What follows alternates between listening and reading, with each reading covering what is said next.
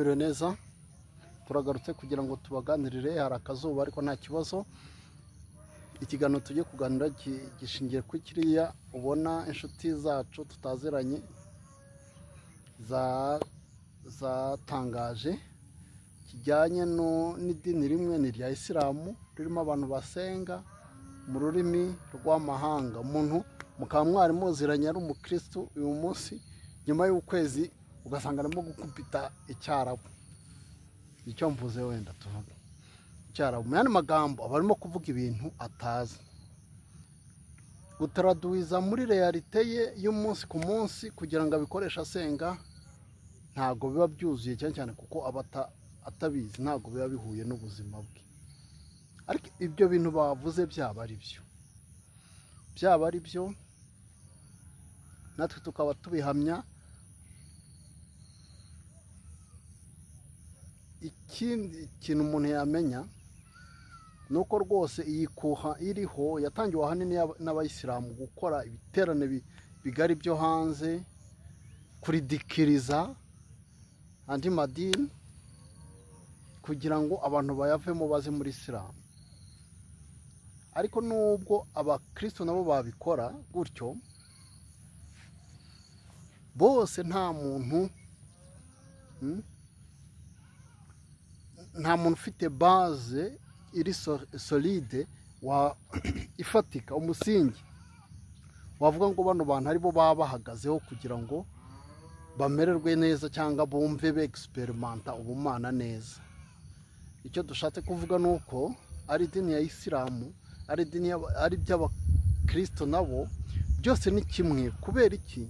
Byose ni kimwe aho wava ukajya ahandi. Ushobora kuba uri muri kimwe muri uwo mujyo umwe, waba uri mu njyana ya Isilamu cyangwa mu njyana y'abakristo, ushobora guhuriramo n'ibibazo biri psychologique, ibibazo biri social, wava hamwe ukajya ahandi bigasa nkaho bikemutse. Cyangwa ushobora kuba uri hamwe ukumva usubizwa rwose socialement, ukumva urentegre. Ibyo ni nabyo dushaka, amadini arebe integration sociale kuko hari n'ibindi bintu afasha igihugu. Ibyo nta wabirwanya, ibyo rwose nta wabirwanya. Ariko iyo turenzeho tukajya mu kintu cya teoloji nayo nk'ishami rya filozofi, ukumenya Imana ukumenya Imana, dusanga ayo madini yombi yose abayoboke bayo baba hari ibintu bibiri barimo kureba: paradise paradis na hell cyangwa hellfire ngo Gehenomu. Ugasanga umukristo aba hatinya Gehenomu, ugasanga umuyisilamu aba hatinya Gehenomu, ahantu ashobora kuzajya akarimbuka. Kavuga ati reka nkuru uko bishoboye kose nzajye mu ijuru, aribyo bita paradiso. None ukibaza uti aho hantu waba uri wanakoreye bene wanyu, inshuti zanyu, abandi wenda batamenye ubwo butumwa, ukamenya uti bo barimo kubabazwa by'iteka, we wakomeza ukishima? Waba uri muri paradiso ukishima bingana iki uzi ko hari abandi bantu barimo kwangirika mu muriro w'iteka? Icyo dushatse kuvuga rero ni uko ayo madini yose ahora akubwira yuko Imana iri hanze yawe, izagukiza, igufitiye umugambi, ko yakuremye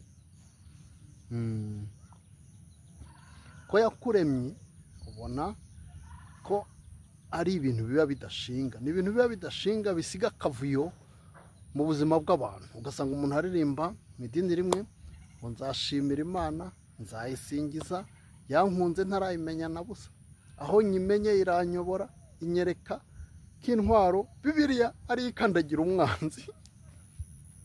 Iyo umaze kumenya Imana byuzuye nk'uko Spinoza bitubwira, ubona ko nta n'umwanzi ufite kwa mutera umwanzi, kuko utangira ukamenya ko ari ubujiji. Umwanzi n'ubujiji kuko nibwo butuma utagira ubuzima bwishimye, ni nabwo bushobora gupusa undi muntu kukugirira nabi ni ubujiji buri gihe, l'incompréhension.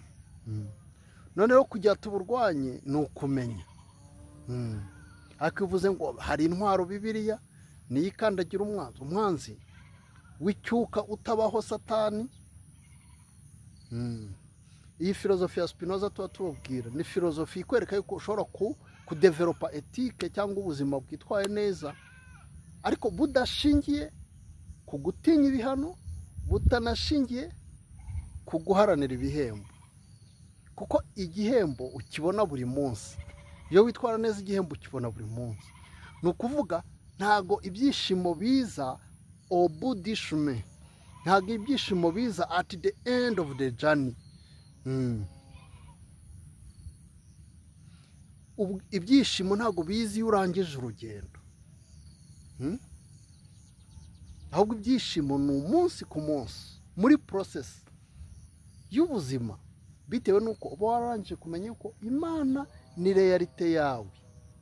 Imana ntabwo ishakira hanze yawe. Hagati aho hari benshi bazakomeza gukurikirana ibiganiro byo ku yandi mashene, abantu bagira ngo tuba twibasiye iyi shene ya Korowani na Bibiliya. Oya, ariko nuko bari bose twagiye tuganira, cyane cyane abo kuri shene iriya yo kuri Dawa yagiye ikora ibiganiro byo kwikururira cyane cyane abakristo batahuguwe, nibo baba baviza. Ariko n'uwahuguwe simvuze ngo we aba afite ikintu cy'ukuri, ahubwo icyo nzi kandi nabonye nuko abantu baba bashaka les faibles buri gihe badafite amakuru. Nibo bava mu idini bakajya mu rindi, ariko ikibazo iyo ageze mu rindi nabwo ntago amuha linye ya nyayo, kuko hose baba bashaka abayoboke. Ariko nkuko Spinoza abitwereka, ntago kubaho wishimye ari uko wabiterwa nuko ufite abayoboke benshi bagukurikira, kuko ibyishimo bifite kondisiyo ni ibyishimo buri gihe ushobora kwamburwa, ushobora gutakaza, kuko biba bifite nyine iyo kondisiyo. Biba bifite kondisiyo. Hari icyo yita beatitude, iryo jambo nyine beatitude. Beatitude iza bitewe nuko wagize connaissance intuitive de Dieu. Hariyo connaissance intuitive de la nature. Iyo niyo bariya tubona nk'abahanuzi bajya bakurikira bagakururaho gake, ariko nabo iyo birenzeho agatangira gushyiramo imagination biba bipfuye. Atangira gufata amakuru akayakoresha uko ashatse, yongeramo ibindi bintu bishingiye ku bwenge bwe. Ariko twasanze kumenya Imana urugero rwa gatatu kuri level ya gatatu y'ubumenyi, kuko hari level eshatu. Hari cya mbere imagination, ni ubumenyi busanzwe ukura ku bantu ngo ibintu bigenda gutye, les ouïes kwa kundi bihuha by'abantu bakubwira bigenda gutya, bikorwa gutya, uye yitwara gutya, reagisa gutya, nta proof. Urwego rwa kabiri ni ugukoresha logics, ariko urwego rwa gatatu ruri superieur rwo kumenya realite ukayimenya neza kurushaho ni igihe ukoresheje intuition. Intuition niyo forme supérieure cyangwa urwego rwa gatatu rwo kumenyaho Imana tuba tuvuga ni nature nta kindi. Intuition rero ntago igusaba igifaransa, ntago gusaba ikinyarwanda, kuko aho ni urumva tugarutse handi twatangiriye. Abantu bibaza bati kuki umuntu ashobora gusenga mu rurimi atumva, ariko Imana yo nta nubwo igusaba. D'abord nta gihari nka personne, ariko nta nubwo yexige connaissance de Dieu iri supérieur, ntago igusaba kugira gute kubuzi n'ururimi na rumwe, nubwo waba nta rurimi na rumwe, ariko ufite ouverture d'esprit, ufite gufunguka kwawe, ugira gute wifungurira nature cyangwa ibiriho. Ubwo nibwo bumenyi bw'Imana nyakuri budasaba ururimi. Ariko abakomeje babishyira ku ndimi, uzi ko hari n'irindi dini ryakoreshaga ikilatini ibinyejana byinshi. Biba hari ibintu barimo guhisha nyine bya occultism. Ntabwo mvuze ngo ibyo bahisha ngo ni bituruka kuri Satani cyangwa ahubwo no kugira ngo abantu iyo bahishe byinshi namwe mukomeza mubikubita imbere mushaka kumenya. Ari Icyarabu, ari Ikilatini cyangwa izindi ndimi ziba ziri mu madini yihariye, ariko Imana y'ubwayo ntago iprefera ururimi runuru n'urwawe ufite rwa gakondo, ntago ari rwo rwagusunika kurusha kumva Imana kurushaho, ahubwo kumva kwawe kose, icyo wumva cyose ni ubumana. Ikiba gisigaye gusa ni ukwirinda ubuyoboke duhumirije. Ikintu cyose twajyamo duhumirije kiza kutugiraho ingaruka ku giti cyacu cyangwa ku gihugu, ku mugabane no ku isi yose.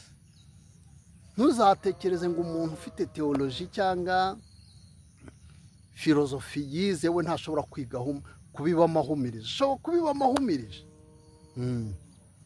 kuko hari igihe idini riba riri kugenera ibintu ibi n'ibi, iga ugire diporome iyi n'iyi, ariko hari ibibazo utabaza